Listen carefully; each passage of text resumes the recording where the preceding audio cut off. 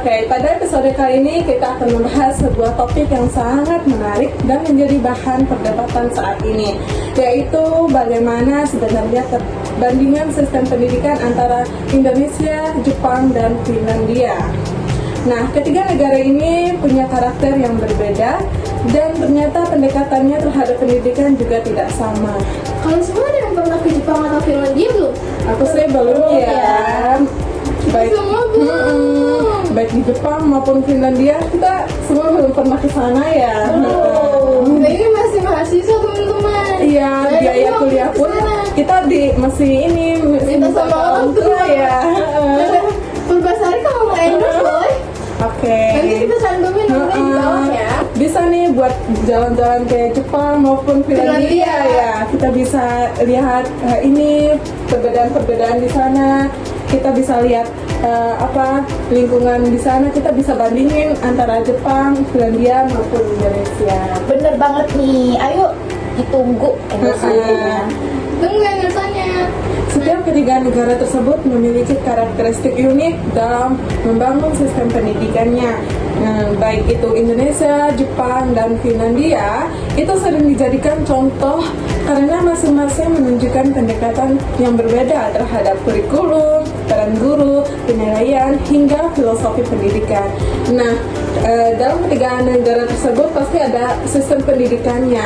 Nah, dari ketiga negara tersebut, sistem pendidikannya sangat berbeda. Nah, yang pertama itu Indonesia. Sistem pendidikan pada Indonesia itu umum terbagi menjadi pendidikan anak usia dini.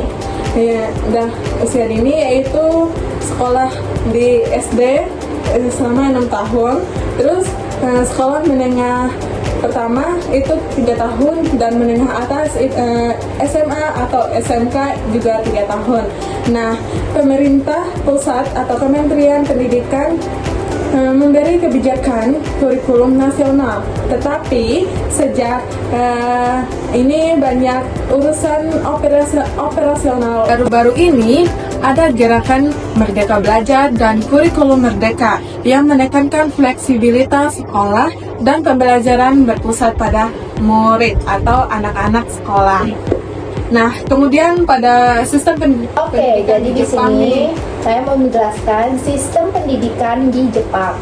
Pendidikan wajib 6 tahun SD plus 3 tahun SMP atau totalnya 9 tahun wajib. Pemerintah pusat atau MEXT mengatur kurikulum nasional, persyaratan serta pengesahan buku teks. Namun operasional harian berada pada otoritas sekolah dan pemerintah daerah. Oke, mungkin itu selanjutnya ada di sistem pendidikan di Finlandia. Selanjutnya saya akan menjelaskan sistem pendidikan yang ada di Finlandia. Pendidikan wajib pada umumnya meliputi pre-primary sampai jenjang menengah atau komprehensif. Anak mulai sekolah dasar pada usia 7 tahun, sistem dasar, komprehensif school 9 tahun, dan kebijakan menekankan pendidikan gratis dan kesetaraan akses. Otonomi kurikulum lokal atau munisipal tinggi dan fokus besar pada layanan kesejahteraan dan dukungan untuk belajar. Nah, Nah, kalau itu kan semua perbedaannya. Nih, kalian tahu nggak sih teman-teman kalau misalnya di Indonesia, Jepang dan Finlandia itu sama-sama memiliki undang-undang tentang wajib belajar 9 tahun. Namun saat universitas, di saat Indonesia itu kita semua kan berlomba-lomba buat masuk universitas yang bagus kan. Iya. Walaupun kita ya kemampuannya di bawah itu. iya. Sedangkan kalau di Finlandia, murid-murid itu diarahkan untuk masuk vokasi atau sekolah yang mengajarkan mereka tentang kemampuan mereka sendiri-sendiri. Jadi perbedaannya tuh banyak banget nih ternyata antara Finlandia sama Indonesia. Walaupun yang kayak gitu tuh walaupun kita tuh kayak sama, kayak SMK ya, tapi ternyata eksekusi dan juga realisasi dari sekolah vokasinya Finlandia sama punya Indonesia itu tuh beda banget. Kita bahas tentang biaya anggarannya ya. Iya, anggaran terhadap ketiga negara tersebut ya. Iya. Nih, kalau misalnya di Indonesia sama Finlandia, negara ngeluarin 20% dari anggaran total belanja negara. Kalau di Jepang, pemerintah itu ngeluarin 31,6. Wow, lumayan ya. Banget kan? Heeh. Karena itu juga nih biaya sekolah di sana lebih rendah dari biaya masuk sekolah di Amerika atau di Inggris. Wow. Kan? Kalau di Finlandia sendiri banyak banget hal yang digratiskan, kayak sekolah-sekolah itu dari jenjang sekolah dasar sampai jenjang terakhir itu digratiskan semua, bahkan transportasi kayak bus itu juga gratis. Kalau di Indonesia Iya. kita cuma gratis waktu masuk SD, atau di beberapa daerah kayak Jakarta ini kan kita ada SD, SMP, SMA yang gratis, cuman pembelian buku, seragam, Iya, dan lain-lain seragam. itu Masih banyak banget yang Pakai uang sendiri. jadi rada memberatkan banyak orang nih. Bener banget. Iya, di Indonesia juga kan sebagian aja yang dapat gratisan gitu ya. Iya. Khususnya yang dapat itu bantuan Ya, seperti KIP, PIP, itu pun banyak loh yang mendapatkan KIP itu oknum. Iya, oknum. Gunain itu tuh buat sesuatu yang gunakan. salah. Iya bener banget, dibeliin buat perhiasan sama ibu-ibunya. Ada juga loh yang di Indonesia ini yang mendapatkan bantuan seperti KIP gitu bagi mahasiswa maupun siswa yang masih pelajar, itu untuk anak-anak yang bisa dibilang orang tuanya masih mampu lah ya, kebanding Iya, gitu masih tuh ada salah beberapa sasaran gitu, masih ada beberapa siswa maupun mahasiswa yang masih dibilang kurang mampu, itu belum dapat bantuan itu sama sekali. Nah, itu kan perbedaan antara anggaran pendidikan terhadap ketiga negara tersebut, yaitu Indonesia, Jepang, maupun Finlandia. Kita harus bahas nih kurikulum terhadap ketiga negara tersebut ya. Nah, yang pertama di Indonesia ya. Nah, kurikulum di Indonesia itu kurikulum nasional, sering berubah dan implementasinya bisa berbeda antar daerah. Metode belajarnya juga masih cenderung berorientasi pada pencapaian akademik ya. Nah, kemudian pada negara Finlandia itu memberikan kerangka kurikulum nasional yang dimana namun sekolah dan guru memiliki otonomi, yaitu penuh dalam menentukan metode belajar dan fokus utamanya pada pembelajaran mendalam, kolaborasi dan kesejahteraan siswa.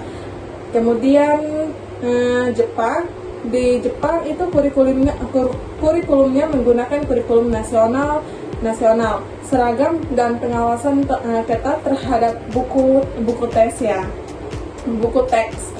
Nah, pembelajaran ini mereka itu menekankan disiplin, kerja keras dan efisiensi. Oke. Nah, kalau itu kan tentang kurikulum nih. Nah, habis itu kita membahas tentang peran guru dalam sistem di pendidikan tiga negara itu, gimana sih? Nah, jadi di sini saya akan menjelaskan peran dan kualitas guru di tiga negara. Nah, di Indonesia itu jumlah guru besar, tetapi tantangan kualitas, distribusi, kesenjangan kota desa, dan pelatihan berkelanjutan. Ketergantungan pada program pelatihan, pemerintah, dan pemberdayaan guru di tingkat daerah menjadi kunci keberhasilan reform. Nah, sedangkan di Jepang itu guru dipandang profesional, pelatihan awal standar tinggi, tetapi jam kerja guru sering panjang, ekstrakurikuler, urusan administrasi. Tekanan pada hasil ujian juga memengaruhi praktik mengajar. Nah, sedangkan di Finlandia itu salah satunya pilar keberhasilan guru sangat profesionalisasi, hanya lulusan program magister yang dipilih, seleksi ketat, otonomi profesional yang tinggi, dan budaya kolaborasi antar guru. Investasi pada kualitas guru adalah inti sistem. Menurut Salwa, apa sih penilaian dan evaluasi dari tiga negara yang ada di Indonesia, Jepang dan Finlandia? Penilaian dan evaluasi di tiga negara itu, salah satunya Indonesia, menggunakan gabungan penilaian sekolah dan penilaian berskala nasional, misalnya ANBK. Penilaian cenderung fokus pada aspek kognitif. Yang kedua, yaitu ada Jepang. Sistem ujian masuk sangat ketat, terutama untuk SMA dan universitas. Ujian menjadi penentu utama masa depan siswa. Dan yang terakhir itu ada Finlandia. Di Finlandia itu minim ujian standar, penilaian dilakukan oleh guru. Hanya ada satu ujian nasional besar ketika siswa akan lulus SMA. Aku juga mau nambahin nih kalau yang tadi dibilang Sabet. Kan tadi guru ya. Iya. kalau kata Sabet kan perekrutan tentang Finlandia. Aku mau ngejelasin perekrutan yang ada di Indonesia sama di Jepang. Kalau di Indonesia perekrutan guru itu biasanya diambil dari CPNS yang biasa dari tingkat daerah. Biasanya itu ada di sarjana atau S1 dulu, habis itu lanjut ke PPG. Iya. Dari situ baru deh kita dapat hasil dari guru-guru yang sekarang kita tahu. Nah, kalau di Jepang itu setiap daerah memiliki ujiannya masing-masing. Biasanya itu ada 2 tingkat. Yang pertama adalah ujian lisan atau ujian tulis. Nah, yang kedua tuh baru wawancara. Dari itu baru deh mereka dilatih atau disesuaikan dengan daerah-daerah yang pengen mereka didik. Nah, aku juga mau ngasih tahu nih teman-teman kalau perbedaan antara gaji-gaji guru di 3 negara ini. Oh, boleh tuh. Ya, apa aja nih? Ada yang bisa nebak nggak guru yang paling rendah itu di mana? Pasti Indonesia dong, pasti itu. Betul. Di Indonesia itu rentang gajinya sekitar 2 juta sampai 5 juta. Itu udah termasuk yang udah PNS atau gimana? Iya, itu udah termasuk PNS. Memperhatinkan banget ya di saat di Jepang itu per guru itu satu guru 6 sampai 18 juta. Oh my god, itu di Jepang. Itu di Jepang. Itu udah yang termasuk guru yang PNS. Iya. Kalau di Finlandia lebih gede lagi. Berapa Satu tuh? bulannya bisa 20 juta atau Oh my god. OTW ke Finlandia. Oh, TW kita. Infokan kok. beneran? Beneran. Ih, sumpah di sana Bedanya segitu. gede banget kan? Itu yang PNS aja berapa tadi? 2 sampai 5 juta. Yang di Finlandia Di Finlandia 27 juta. 27 juta. Itu yang PNS, belum yang honor. Yang honor aja berapa itu? Sedangkan di Indonesia bisa bisa dilihat sekarang ya perbedaan antara honor dan PNS di negara Indonesia. Itu tuh teman-teman, kenapa banyak juga guru-guru yang saat ini tuh punya sampingan buat Iya. belajar di dua tempat, atau mereka punya pedagang-pedagang, mereka berdagang juga supaya menghidupi ya mereka sehari-hari. Karena menurut aku kayak udah cukup sih kalau segitu ya teman-teman. Bahkan loh di sekarang ini yang kuliah ngambil jurusan pendidikan itu kebanyakan nggak langsung kayak ini kerjaannya, nggak langsung mau kayak jadi guru. Kebanyakan yang mau cari kerja yang nggak sesuai dengan jurusan yang mereka ambil pas di kuliah. Nah, jadi kesimpulan dari ketiga negara tersebut yang dimana Indonesia, Jepang, dan Finlandia ini itu memiliki pendekatan yang berbeda sesuai karakter budaya dan kebijakan masing-masing. Nah, di Finlandia menonjol lewat sistem yang menekankan kesetaraan, dukungan belajar yang kuat, dan otonomi guru. Kemudian Jepang itu unggul dalam disiplin, etos kerja, dan standar akademik yang tinggi. Meskipun tekanannya cukup besar bagi siswa di Jepang ya, sementara di Indonesia terus melakukan transformasi pendidikan untuk meningkatkan kualitas pembelajaran di tengah tantangan geografis dan pemerataan sumber daya.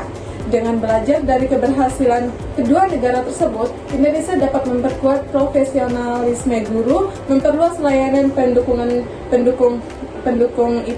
belajar, dan mengembangkan kurikulumnya yang lebih fleksibel serta relevan yang kebutuhan siswa di berbagai daerah ya. Jadi Indonesia bisa belajar nih dari negara Jepang dan Finlandia, bisa memperbaiki lagi di bidang kurikulum, Di bidang baik mereka masih ada banyak kekurangan baik di kurikulum maupun peran guru ya. Nah, mungkin itu saja podcast kita hari ini. Podcast yang dimana tentang bagaimana perbandingan sistem pendidikan di negara Indonesia, Jepang maupun Finlandia. Mungkin itu saja podcast kita hari ini. Dadah. Dadah. Dadah. See you guys.